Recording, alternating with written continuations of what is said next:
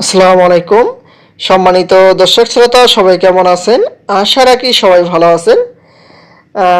মধ্যবিত্তের pocket কেটে মহার্ঘ ভাতা দেওয়া হচ্ছে সরকারি চাকরিজীবীদের, এ বিষয়ে একটি প্রতিবেদন প্রকাশ করা হয়েছে একটি পত্রিকায়। এখানে বিস্তারিত কি বলা হয়েছে আপনাদের মাঝে জানিয়ে দেওয়ার চেষ্টা করব। আশা করি ভিডিওটি মনোযোগ সহকারে শেষ পর্যন্ত দেখার চেষ্টা করবেন। এই রিপোর্টটি প্রকাশ করা হয়েছে 17 জানুয়ারি 2025।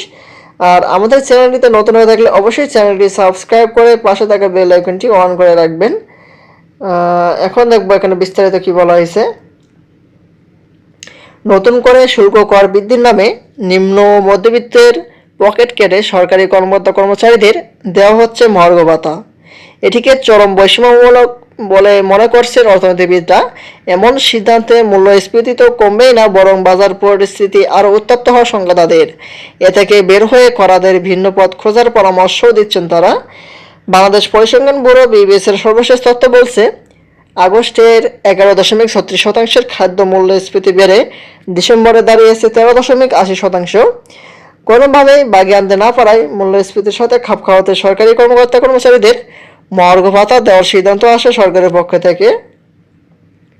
তথ্য মতে 14.5 লাখ সরকারি চাকরিজীবীকে মূল বেতনের সর্বনিম্ন 10% থেকে সর্বোচ্চ 25% হারে মহার্ঘ ভাতা দেওয়ার পরিকল্পনা রয়েছে সরকারের।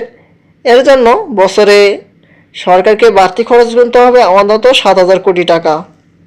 বর্তমান পরিস্থিতিতে অর্থনৈতিক দৃষ্টিকোণ থেকে বাড়তি এই ব্যয়কে অযৌক্তিক মনে করছেন না অর্থনীতিবিদরা।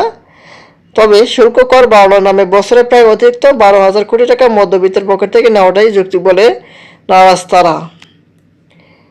অর্থ বিশ্লেষকরা বলেছেন, সরকার স্বীকার করুক বা না করুক, মূলত আইএমএফের চাপেই রাজস্ব ঘাটতি পূরণে নতুন কর করা হয়েছে, যাতে বাড়তি চাপে পিষ্ট হবে নিম্ন মধ্যবিত্তরা। কিছু পণ্যের ভ্যাট আদায় থেকে বেরিয়ে রাজস্ব ঘাটতি মেটাতে ভিন্ন পথ খোঁজার তাগিদ অর্থনীতিবিদের। এ হলো মহার্ঘ ভাতার সর্বশেষ আজকের আপডেট।